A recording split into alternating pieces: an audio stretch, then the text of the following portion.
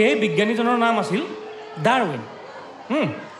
আৰু তেওঁ কি কৈছিল, তেওঁৰ মতে আমি সকলো মানে তই মই আমাৰ মা দেউতা আমি সকলো বেলেগ বেলেগ জীৱৰ পৰা সলনি হৈ হৈ আজিৰ মানুহ হৈছোঁ।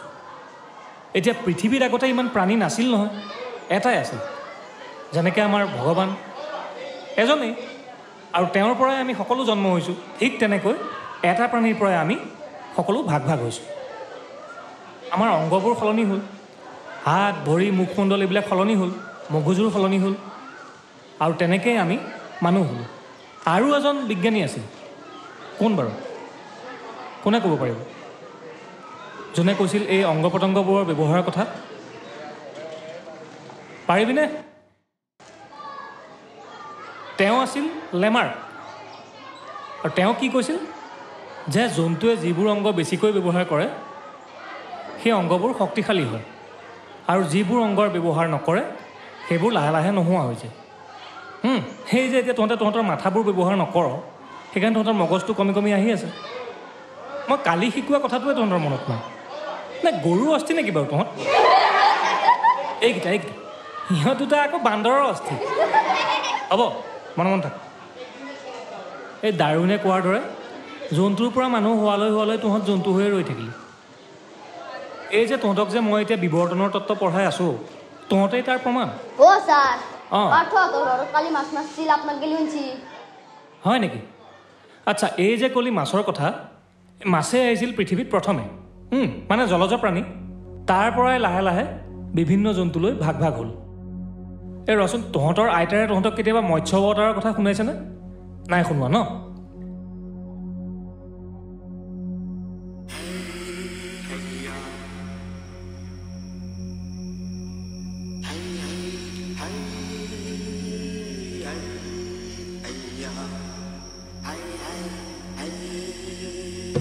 মৎস্য কুৰ্ম বৰাহ নৰসিংহ বামন পৰশুৰাম ৰাম কৃষ্ণ বুদ্ধ কল্কি।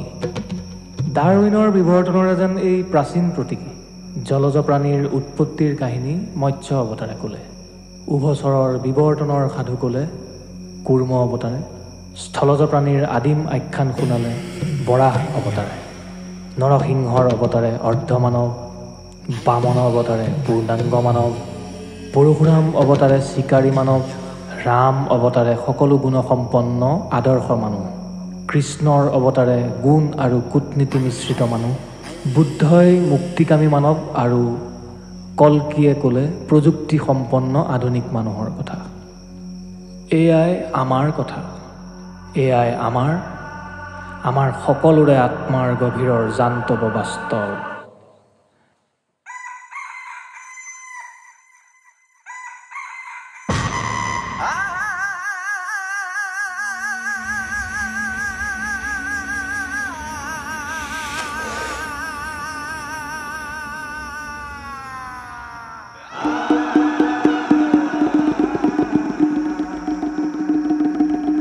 বিষ্ণু পুৰাণ আৰু ব্ৰহ্মা পুৰাণে উকি মাৰি কয় যে তেওঁ আছিল ভূদেৱীৰ প্ৰিয় সন্তান।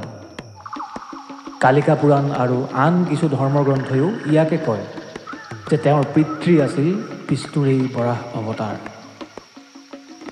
ভূদেৱীয়ে ভগৱান বৰাহক এটা পুত্ৰ সন্তান প্ৰাপ্তিৰ বাবে আৰাধনা কৰিছিল, আৰু সেই মৰ্মেই বৰাহৰ কৃপাত দেৱীৰ কোলালৈ আহিছিল সেই সন্তান। বিদেহৰাজনজনকে তেওঁক আৱিষ্কাৰ কৰিছিল ভূমিষ্ঠ কংকালৰ দমৰ মাজৰ পৰা, আৰু তুলি আনি কৰিছিল লালন পালন। যেন গজালিৰ দৰে নৰকৰ মাটি ফুটি ওলাইছিল তেওঁ। সেইবাবে সময়ে তেওঁক মাতিলে নৰকা। কিন্তু দেৱীৰ মমতাৰ পৰা গৈ নৰকা সংযুক্ত হৈছিল বনসুৰ নামৰ এক অসুৰৰ সৈতে, আৰু তেতিয়াৰ পৰাই ইতিহাসে তেওঁক নাম দিলে নৰকাসুৰ।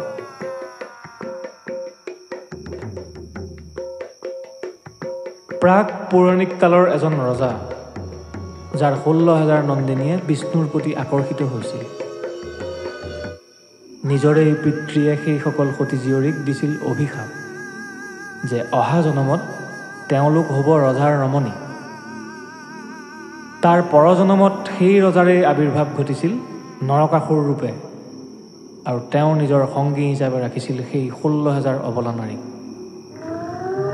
এইসকল নাৰীৰ মুক্তিৰ বাবে বাসুদেৱ শ্ৰীকৃষ্ণই বধ কৰিছিল নৰকাসুৰক আৰু তেওঁলোকক পৰিচয় দিছিল কৃষ্ণৰ গোপিনী ৰূপে।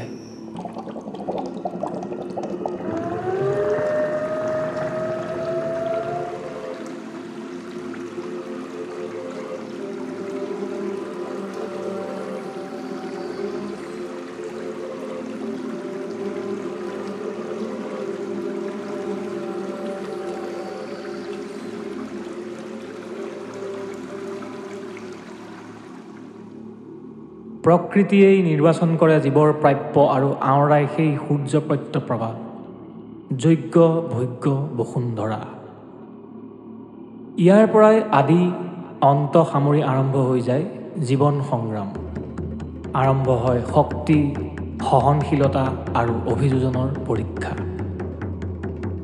যিবোৰ প্ৰাণী সক্ষম বুলি প্ৰমাণিত হয় সিহঁতক প্ৰকৃতিয়ে জীয়াই ৰাখে আৰু যিবোৰ প্ৰাণী নিৰ্বল সিহঁতে পৰাজয়ৰ সোৱাদ লভে।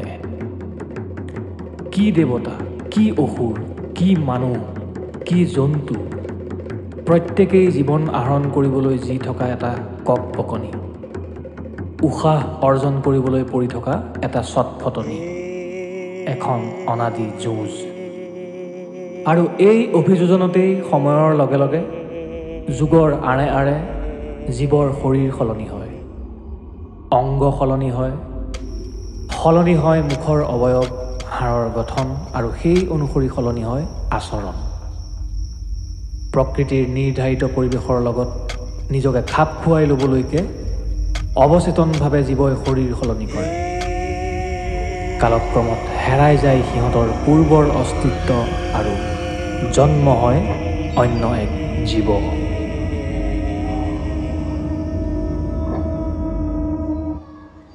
এনেকৈ অভিযোজনৰ ফলত আমাৰ জীৱবিলাকৰ দেহৰ আকাৰ আকৃতি সলনি হ'বলৈ ধৰিলে আৰু আগলৈও হৈ থাকিব, বুজিছ? উদাহৰণস্বৰূপে জিৰাফ। এই জিৰাফৰ ডিঙিটো আগতে ইমান দীঘল নাছিল নহয়। এই ওখ গছৰ পাত খাবলৈ লওঁতে লওঁতে ডিঙিটো বহু হাজাৰ বছৰৰ পিছত দীঘল হৈ পৰিল আৰু আমিও বিভিন্ন অভিযোজনৰ মাজেৰে আহি আহি আজি মানুহ হ'লোঁ। ছাতিকে না তোৰ ঘৰত গ'লে পাকঘৰত গ'লে বহুত বান্দৰ আছিল, বহুত বস্তু খাইছিল। তোৰ পূৰ্বপুৰুষো বান্দৰে আছিল, বুজিছ? অকল তোৰ নহয় নহয়, বেদান্তৰ, মৃন্ময়, মোৰ, আমাৰ সকলোৰে পুৰণি বংশধৰবোৰ আছিল বান্দৰ। তাৰ পৰা আমি পৰিৱেশৰ লগত খাপ খাই খাই শৰীৰৰ আকৃতি সলালোঁ, অংগৰ ব্যৱহাৰ সলালোঁ, মগজুৰ বিকাশ হ'ল আৰু আজিৰ আমি মানুহ হ'লোঁ, বুজিছ? এই আছা, তহঁত এতিয়াও ভিতৰি ভিতৰি বান্দৰেই হৈ আছ।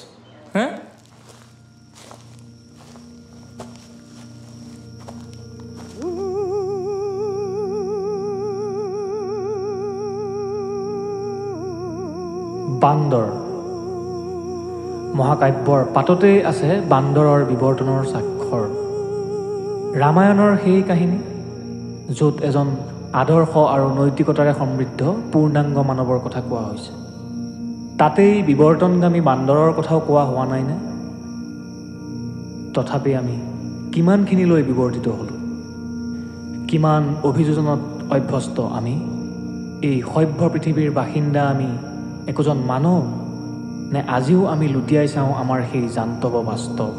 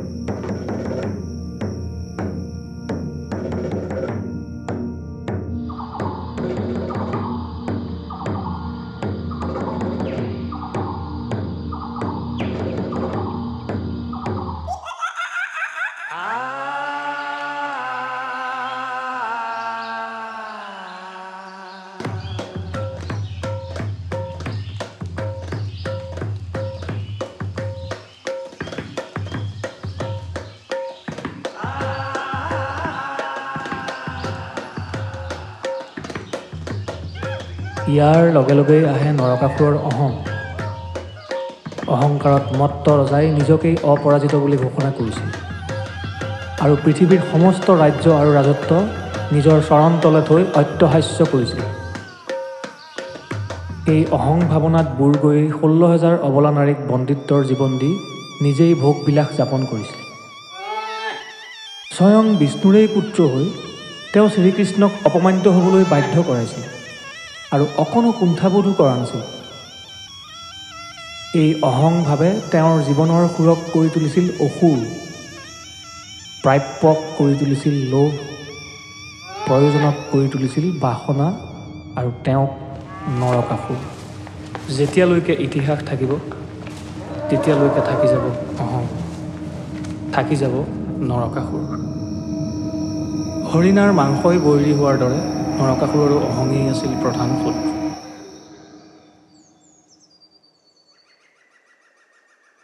আৰু এনেকৈয়ে হৰিণাৰ মাংস আৰু আন আন তৃণভোজী জীৱবিলাকৰ চিকাৰ কৰিবলৈ লৈ খাবলৈ ল'লে আৰু বিৱৰ্তন ঘটিল মাংসভোজী প্ৰাণীৰ।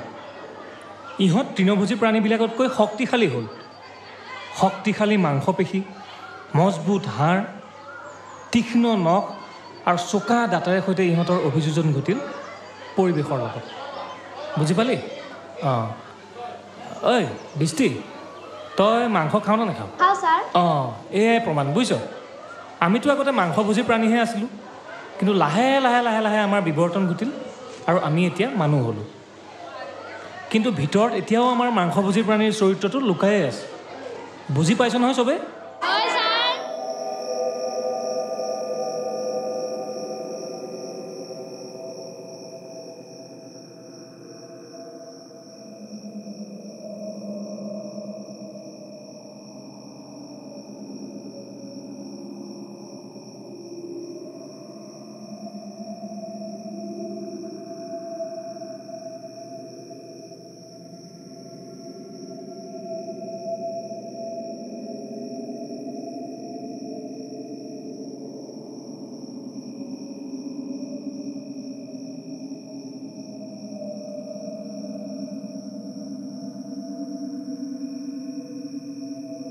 সিংহ আৰু শক্তি আদিৰ পৰা অনাদিলৈ ওতঃপ্ৰোত।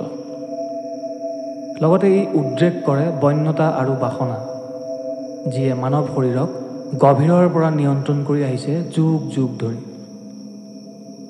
ই যেনেকৈ শক্তি আৰু ইয়েই পৃথিৱীৰ অপৰিসীম বেদনা আৰু পীড়াৰ ত্ৰাণ, তেনেকৈ ইয়েই বাসনাৰ নামত মানৱৰ মননৰ স্খলন, কামনাৰ নামত নৈতিক অনিয়ন্ত্ৰণ।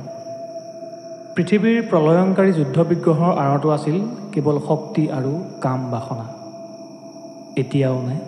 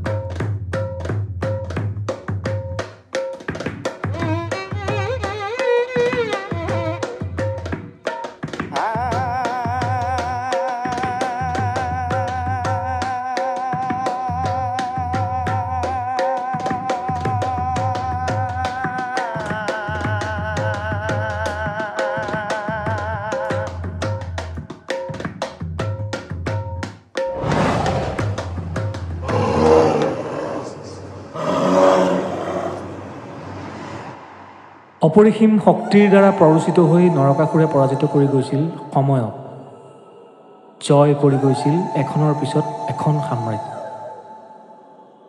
তাৰ পাছত তেওঁৰ চকু পৰিছিল স্বৰ্গলোকতো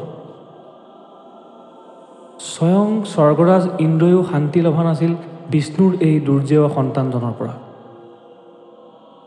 স্বৰ্গকো হাতৰ মুঠিত বন্দী কৰি অট্টহাস্য কৰি উঠিছিল নৰকাসুৰ উন্মাদ এই অসুৰে চুৰ কৰিছিল স্বৰ্গদেৱী অদিতিৰ কাণ ফুলি নৰকাসুৰ ডুব গৈছিল মা কামাখ্যাৰ আসক্তিত কামনা আৰু বাসনাই তেওঁক দহি নিছিল আৰু লৈ গৈছিল এক অনিশ্চিত সময়ৰ ফালে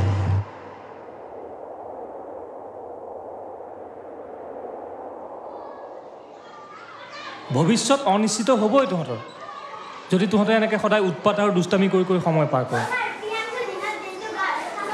আচ্ছা গাহৰিৰ কথা ক'লি যেতিয়া আজি মই তহঁতক গাহৰিৰ বিৱৰ্তনৰ কথা পঢ়াম তহঁতে মন দি শুনিবি হা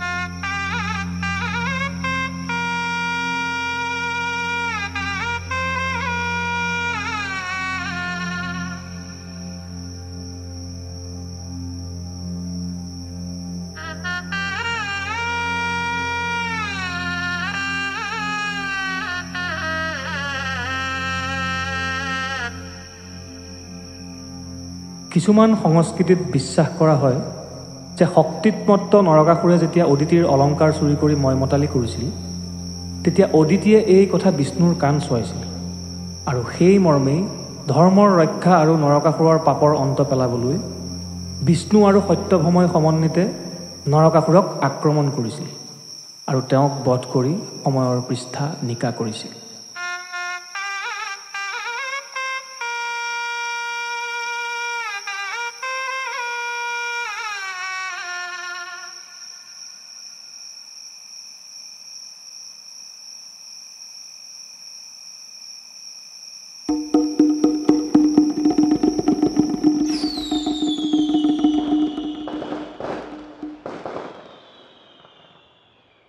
নৰকাসুৰে অন্তিম মুহূৰ্ততহে জ্ঞাত হৈছিল যে সত্যভাম আছিল ভূদেৱীৰেই অৱতাৰ আৰু সেই গতিকেই নৰকাসুৰে নিজৰ অপকৰ্মৰ বাবে ক্ষমা ৰচনা কৰি সত্যভামৰ পৰা এটা বৰদান বিচাৰিছিল যে সকলোৱে তেওঁৰ মৃত্যুক যাতে দীপাৱলী হিচাপে উদযাপন কৰে আৰু সেই মৰ্মেই কিছুমান সমাজৰ প্ৰচলিত প্ৰথা মতে নৰকাসুৰৰ মৃত্যুক আনন্দ উল্লাসৰ প্ৰতীক হিচাপে পালন কৰি অহা হৈছে আৰু সেই মৃত্যুক উদযাপন কৰি পোহৰ কৰি অহা হৈছে পৃথিৱী আৰু ৰঙীন কৰি অহা হৈছে সময়ৰ পাত। এয়াই নে অন্ত, এয়াই নে সমাপ্ত, নে ইয়াতে আৰম্ভ হয় আন এক ব্ৰহ্মাণ্ড। কল্কি নকল, যদি কল্কিয়ে ৰক্ষা কৰিবলৈ আহিব ধৰ্ম, কোনে মীমাংসা কৰিব কোন ধাৰ্মিক আৰু কোন অধৰ্মী?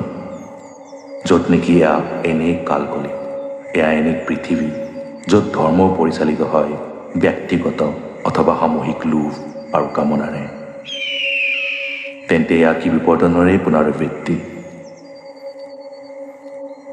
যেনেকৈ জীৱন বৃত্ত, জন্ম, বিবাহ, মৃত্যু, জন্মান্তৰ, যেনেকৈ সময়চক্ৰ সত্য, দ্বাপৰ, ত্ৰেতা, কলি, তেনেকৈ এই অন্ত সংকেত নেকি আন এক আৰম্ভণিৰ? শুনা, অৰণ্যই চিঞৰি আছে, সেই আদিম জান্তৱ সুৰ, চোৱা তোমাৰ অভ্যন্তৰতেই কুজুৰি কুমুৰি আছে নৰকাসুৰ।